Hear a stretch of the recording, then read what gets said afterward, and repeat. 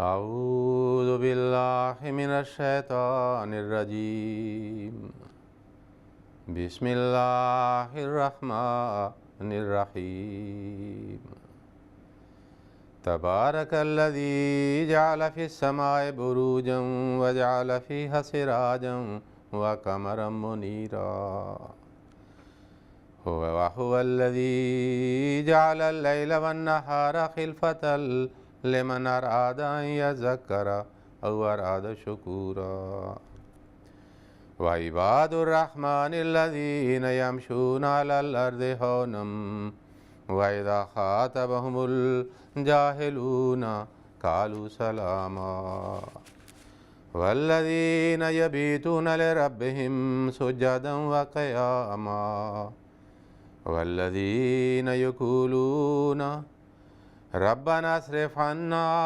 عذاب جهنم إن عذابها كان غراما إنها ساءت مستقرا ومقاما والذين إذا أنفقوا لم يسرفوا ولم يقتروا وكان بين ذلك قواما والذين لا يدعون مع الله إلها آخر ولا يقتلون النفس التي حرم الله إلا بالحق ولا يزنون ومن يفعل ذلك يلقى أثاما يضاعف له العذاب يوم القيامة ويخلد فيه مهانا إلا من تاب وآمن وعمل عملا صالحا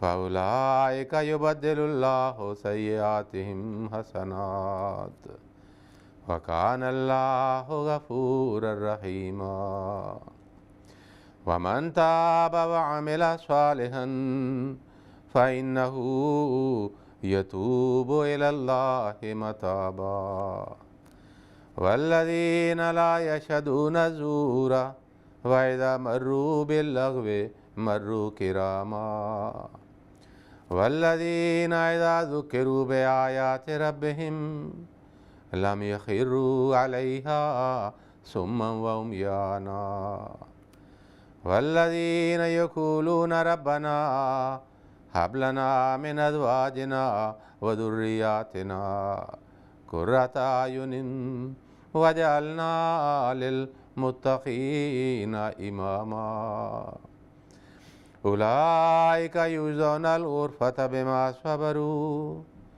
ويلقون فيها تحية وسلاما خالدين فيها حسنت مستقرا ومقاما قل ما يعبأ بكم ربي لولا دعاؤكم فقد كذبتم فسوف يكون لزاما. Ce sont les versets de Sourate Al-Furqan, chapitre 25, le verset 62 jusqu'à 78. C'est le dernier recours de Sourate Al-Furqan. Dans ces versets, Allah a mentionné différentes qualités, les caractéristiques des fidèles serviteurs de Dieu gracieux. On peut dire que ce sont les qualités de Ibadur Rahman. Ibad, c'est le pluriel de Abd, et Rahman, c'est l'attribut de Dieu, selon lequel Dieu nous accorde, dont nous avons besoin, mais sans nos efforts et sans notre prière. Dans ces versets, il y a des qualités excellentes qui sont mentionnées et il y a certaines choses qui sont mauvaises et ces Ibadur Rahman s'abstiennent de ces choses-là. Et des bonnes qualités, Ibadur Rahman sont ceux qui pratiquent et qui observent ces bonnes qualités ou essayent d'inculquer en eux ces bonnes qualités. Je vais présenter la traduction de ces versets et puis verset par verset, s'il y a des bonnes qualités et valeurs morales, et je ferai un peu d'explication. Dieu dit dans ce verset, « Béni est celui qui a fait des constellations dans le ciel, et il y a placé un soleil et une lune qui sont lumineux. »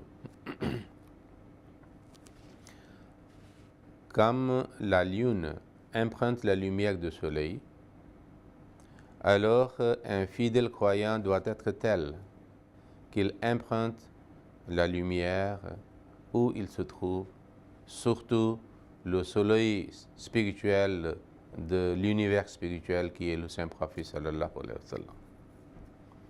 Nous devons voir et essayer d'inculquer la conduite et le comportement et les caractéristiques et la personnalité du Saint-Prophète sallallahu alayhi wa sallam, parce que le Saint-Allah a dit que in kuntum tuhibbuna allaha fattabi'uni yuhibbukumullah. Si vous voulez obtenir l'amour d'Allah, vous devez suivre le Saint-Prophète sallallahu alayhi wa sallam. Et walakum fi rasulillahi uswatun hasana. Pour nous, le Saint-Prophète sallallahu alayhi wa sallam est un modèle. Voire il est modèle pour le monde entier, pour l'humanité entière, si l'humanité voulait faire le progrès dans le monde et dans le monde spirituel. Puis il a dit, et c'est lui qui a fait la nuit et le jour, l'un succédant à l'autre, pour celui qui veut se souvenir et veut être reconnaissant. Ici, Dieu mentionne que un vrai croyant est toujours concentré et occupé dans le souvenir d'Allah. Alors, à part les prières obligatoires, les salats, ici, un yazakaru ou arada, un yazakara ou arada shukura. Donc, il y a des moments durant la nuit et la journée qu'on peut se souvenir de Dieu et on peut montrer les expressions de reconnaissance envers notre Créateur, qui est Rahman. Il dit, les serviteurs de Dieu gracieux sont ceux qui marchent sur la terre humblement, et lorsque les ignorants s'adressent à eux, ils disent paix. C'est maintenant que Dieu commence à mentionner de bonnes qualités de Ibadur Rahman. Il faut savoir, Ibad est le pluriel de Abd, et Abd signifie esclave, serviteur. Mais la vraie signification de Abd selon la langue arabe est de inculquer les emprunts, les qualités de quelqu'un en soi-même. Donc, Ibadat, qui est aussi dérive du même mot Abd, signifie que nous inculquons, nous cultivons en nous les attributs de Dieu, et puis nous pouvons être considérés comme adorateurs. Mais celui qui ne inculque, qui ne cultive pas en lui les attributs de Dieu, alors même il fait les salats, mais il ne peut pas être appelé ibad ou abd. La première qualité est mentionnée, Yamshuna ala lardi hanan, il marche sur la terre humblement. Cela signifie que l'humilité est leur caractère et leur caractéristique. Dans tout leur comportement et dans toute leur conduite, nous trouvons qu'ils sont humbles. Humilité, une grande qualité morale, et face à l'encontre d'humilité, et c'est l'orgueil et arrogance qui est une mauvaise qualité morale. C'est pour cela, même le Saint-Prophète sallallahu alayhi wa sallam a dit que je suis fait par Dieu le chef de tous les êtres humains, voilà fakhra, mais il n'y a, c'est-à-dire aucune fierté, parce que c'est la grâce de Dieu qui m'a fait. Le Saint-Prophète sallallahu alayhi wa sallam a dit, إِذَا تَوَاضَ الْعَبْدُ رَفَعَهُ اللَّهُ إِلَى السَّمَاءِ سَابِعَةٍ. Lorsque quelqu'un se comporte avec humilité, quelqu'un devient humble, grâce à cette bonne qualité morale, Allah élève son rang jusqu'au 7e ciel. Voilà la bénédiction d'être humble. Et C'est pour cela que au cours de Salat, lorsque nous faisons la prosternation, nous mettons notre front qui est symbole de l'honneur et de grandeur de quelqu'un par terre, une humilité extrême. Alors à ce moment-là, nous disons Subhana Rabbi al-Ala, que Saint est notre Rab, Saint est mon Rab qui est mon Seigneur, qui est le plus haut, plus élevé. Donc, chez lui qui, c'est-à-dire devient humble, qui se comporte avec humilité, puis Allah lui accorde élévation, Allah lui accorde la grandeur. Face à l'humilité, il y a un autre comportement négatif qui est l'orgueil et arrogant. Et le Saint-Prophète sallallahu alayhi wa sallam a dit que l'orgueil est très détestable dans les yeux de notre Seigneur, parce que c'est le comportement de Iblis, diable et de Satan, qui se comportait avec orgueil en disant que je ne peux pas me soumettre à l'autorité de Adam qui est désignée par vous parce que je suis mieux que lui. Lorsque nous disons que moi je suis mieux que vous, nous nous comportons avec orgueil, l'orgueil et arrogance. C'est pour cela le Messie premier a dit dans sa poésie que vous devez, c'est-à-dire vous considérer moins que les autres, inférieur aux autres. Parce que si vous vous comportez avec l'orgueil et vous vous présentez comme supérieur aux autres, alors cette pensée ou cette attitude de conduite n'est pas appréciée par Allah. Parce que la grandeur appartient à Allah seul. Okay? C'est pour cela, lorsque le mot, c'est-à-dire orgueil ou arrogance, est traduit dans la langue arabe comme le kibr ou takabbur, alors ce kibr et takabbur appartient à Allah et devient une bonne qualité chez Allah. Mais lorsque un homme se comporte avec cette qualité, il devient détestable et méprisable. Donc nous devons éviter de nous montrer orgueilleux et supérieurs aux autres. Même le Saint-Prophète sallallahu alayhi wa sallam a dit que La yadkhulul jannata man kana fi qalbihi mithqalu dharratin min kibrin. Chez lui, dont le cœur possède une moindre quantité de l'orgueil et l'arrogance, cette personne ne pourra pas entrer dans le paradis.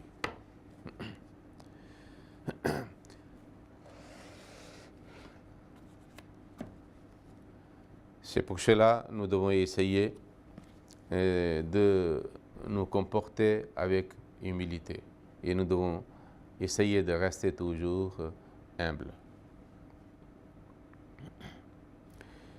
Deuxième chose qui est mentionnée, qui peut justifier aussi que si nous sommes humbles ou non, وَإِذَا خَاطَبَهُمُ الْجَاهِلُونَ قَالُوا سَلَامًا.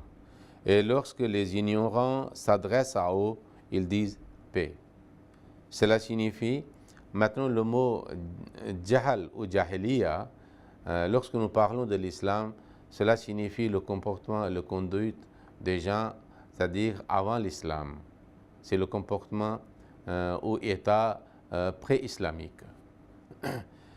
Et lorsque quelqu'un qui est humble, lorsqu'il voit des gens qui sont ignorants, ça signifie qu'ils se comportent de façon maladroite et qui est à l'encontre des enseignements de l'islam. Si quelqu'un se comporte de telle façon, il dit la paix, ça veut dire je ne peux pas mêler dans ces affaires ce que vous dites. Je ne peux pas réagir de façon maladroite que vous me faites. Le Messie premier a mentionné cela. Il a dit que si les non-Ahmadis et les opposants de Jamaat Ahmadiyya, ils sont violents, ils sont maladroits, ils se comportent avec de mauvaises actions, vous ne devez pas réagir de leur façon. Parce que si vous réagissez de leur façon, il n'y aura aucune différence entre vous et eux. Donc les Ahmadis doivent toujours montrer qu'ils sont mieux dans leur comportement et dans les valeurs morales, particulièrement face aux autres qui sont opposants de Jamaat Ahmadiyya. C'est un principe qu'une mauvaise action ne peut pas faire un dégât quelconque de tel degré qu'une mauvaise réaction. Toujours le conflit naît à cause de mauvaises réactions de quelqu'un. Vous voyez dans le monde comment le Jamaat Ahmadiyya se comporte face à persécution, à mauvais traitement, torture. Il y a des Ahmadis qui sont massacrés, mais Jamaat Ahmadiyya, selon le conseil de leur imam, leur calife, se comporte avec le restreint, avec la patience et avec la persévérance. Il y a toujours la protection divine. Donc, humilité et une bonne valeur morale et de la réaction positive ou aucune réaction à un propos d'ignorance ou de maladroite est toujours, c'est-à-dire, porte-bonheur. Une autre qualité des Ibadur Rahman, les serviteurs de Dieu gracieux, Allah gracieux, est Walladina yabituna li rabbihim sujjada wa qiyama. Nous sommes dans le mois de Ramadan. Allah dit Ibadur Rahman, c'est ceux qui passent leur nuit dans la prosternation et étant debout devant leur Seigneur. Cela signifie qu'ils passent beaucoup plus de temps de la nuit dans l'adoration.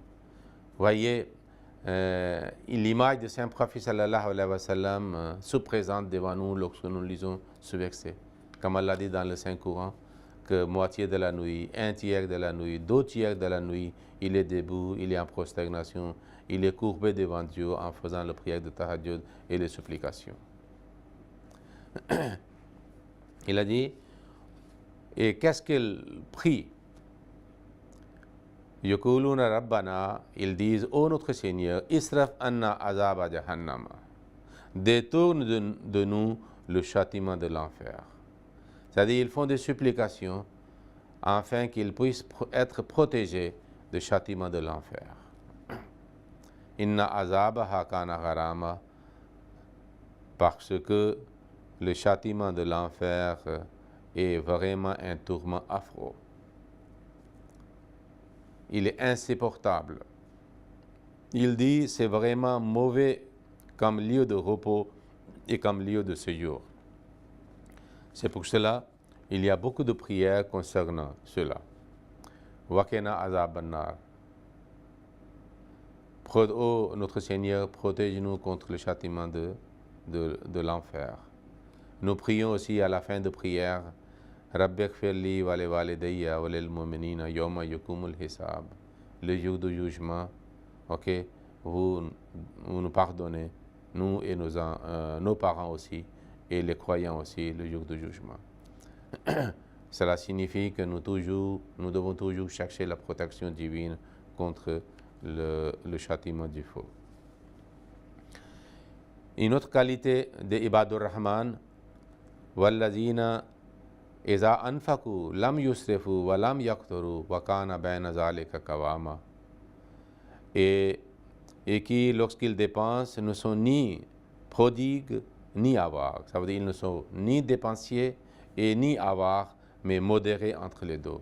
Le Saint-Prophète sallallahu alayhi wa sallam, c'est-à-dire, nous a conseillé que dans les affaires mondaines ou dans les affaires spirituelles, il faut être toujours modéré. C'est pour ça qu'il a dit Khairul umuri awsatuha. La meilleure façon de faire des choses est rester modéré entre les deux extrêmes. Ici, il y a 2 extrêmes à mentionner. Il y a certains qui sont dépensiers et les autres qui sont avares. Il a dit vous ne devez être ni avare et ni dépensier, modéré. Concernant cela, le Saint-Prophète était tellement conscient qu'une fois, une personne, il a lancé un appel de sacrifice de biens. Il a donné tout ce qu'il possédait. Le Saint-Prophète n'a pas pris de lui. Il a dit non, vous gardez, c'est-à-dire quelque chose pour vous et pour vos enfants aussi. C'est mieux que vous donnez moins, et ce qui est modéré, que demain, c'est-à-dire que vos enfants et votre famille soient mendiants. Mais le cas de Hadrat Abu Bakr Siddiq n'était pas le même. Lorsqu'il a donné tout, le Saint-Prophète a pris, parce qu'il savait très bien que Abu Bakr, le niveau de spiritualité d'Abu Bakr et le niveau de rester dans les limites d'Abou Bakr est tout à fait différent, sa fidélité est différente. Il ne sera jamais mendier devant les gens. Et puis, avarice est très mauvaise qualité. Parce que c'est la grâce de Dieu, selon le Saint-Coran, que quelqu'un est protégé de cette mauvaise qualité, qu'il soit avare. Parce que celui qui est avare, c'est aussi une situation satanique, surtout dans la cause d'Allah. Il y a beaucoup de gens qui sont avares dans leur nature, et même pour faire des sacrifices, c'est-à-dire pour la cause d'Allah, ils se comportent avec avarice. Et ils n'ont pas un cœur ouvert pour offrir, même selon leurs moyens. C'est pour cela que cette qualité n'est pas bonne. Un fidèle doit être de cœur ouvert, de main ouverte. Selon ses moyens, mais de façon modérée, il doit faire des sacrifices, il doit dépenser pour lui-même, pour ses enfants aussi. Il y a certains avares qui ne dépensent pas même pour eux-mêmes et pour leur famille. Et ce n'est pas bon. Allah dit dans le Saint-Coran que si vous êtes riche, c'est aussi une faveur divine. Et Dieu veut voir les signes de ses faveurs. C'est contre l'avarice. Mais on ne doit pas être dépensier aussi. Parce que ceux qui sont dépensiers, souvent, ils sont dépensiers pour les affaires mondaines et pour la cause de religion ou pour la cause d'Allah, et ils se comportent avec avarice.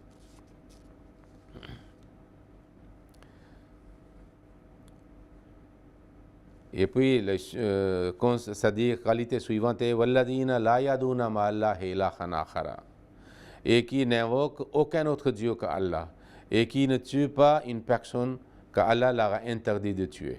Ça veut dire qu'il croit à l'unicité de Dieu, il toujours dépend de Dieu unique, il ne déclare pas des associés, il ne dépend pas des autres dieux que l'homme a fabriqués. Et la qualité suivante est il ne tue pas, parce que tuer quelqu'un est le péché parmi les plus graves péchés. Allah dit si quelqu'un tue une autre personne intentionnellement, il ne sera jamais pardonné. Man qatala muta'ammidan. Et le Saint-Prophète sallallahu alayhi wa sallam, dans le Miraj, il a vu dans l'enfer qu'il y a des gens qui sont plongés dans étant du sang. Et le Saint-Prophète a demandé il a dit ceux qui avaient assassiné les gens. Donc l'homme ne doit pas se comporter de telle façon. Je ne sais pas pourquoi les musulmans osent de tuer aujourd'hui des innocents. Et puis il a dit, voilà yaznoun, ils ne commettent pas fornication et adultère, parce qu'adultère est une débauche abominable. Le Saint-Coran a dit qu'un croyant ne s'approche pas d'adultère, parce que cela signifie qu'ils ne font pas des propos qui peuvent amener quelqu'un, mener quelqu'un, diriger quelqu'un vers l'adultère. Donc, on doit fermer ce comportement. Parce qu'Allah dit, il y aura des conséquences amères et il y aura des punitions de la part et rétributions de la part de Dieu. Puis, Dieu mentionne le phénomène de pardon. Le mot tauba est utilisé, mais tauba signifie retour. En réalité, lorsque l'homme fait un péché, il s'éloigne de Dieu et Dieu s'éloigne de lui. Lorsqu'il a remords, il demande pardon, il retourne et il fait le tauba. Mais Allah, le tauba d'Allah est qu'il aussi retourne vers Dieu, il revient vers Dieu en acceptant le pardon et istighfar. C'est pour ça Allah dit que lorsque quelqu'un le fait, Ghafour ar-Rahima, il trouvera Dieu pardonnant et miséricordieux. Mais Allah dit ici, pour les croyants, Ibadur Rahman, après avoir commis un péché ou une vice quelconque, vous demandez pardon, mais avec le pardon, maintenant vous devez commencer à faire les bonnes œuvres, de ne plus revenir pour répéter les mêmes vices et de péchés. Puis votre pardon est accepté par Allah, parce qu'innahu yatubu ilallahi mataba, un vrai serviteur, il toujours fait le vrai repentir.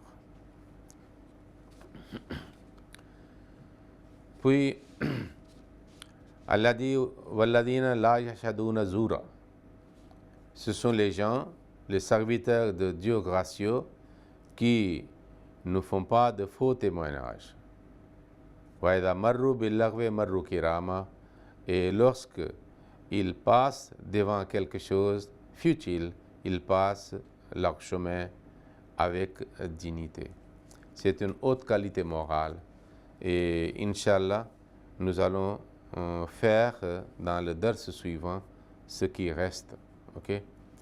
Que nous devons prier que Allah nous donne la chance, que nous nous comportons de façon de Ibadur Rahman et nous soyons inclus parmi les Ibadur Rahman, le serviteur, vrai serviteur de Dieu gracieux. Amin. Allahumma salli ala Muhammadin wa ala ali Muhammadin wa barik wa sallam innaka hamidun majid.